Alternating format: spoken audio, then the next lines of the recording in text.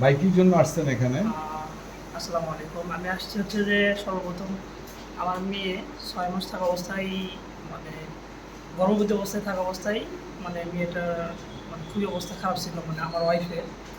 তো এই ক্ষেত্রে যখন বাচ্চা প্রসব হওয়ার পরে 3 দিন পর থেকে কান্না করতো, চোখ বড় বড় করে কান্না করতো। তো অনেকগুলো ফকিরের কাছে গেছিলাম, অনেকগুলো কবিরাজের কাছে গেছিলাম, অনেক টাকা নষ্ট করছি, কিন্তু এইভাবে ভালো একটা পাই নাই। তো এই সিচুয়েশনে আমার এক ফ্রেন্ড নাম ফিরোজ, তো এই যে পাশে বসে রয়েছে, তো ওর মাধ্যমে যোগাযোগ হয় যে এখানে একটা হুজুর আছে।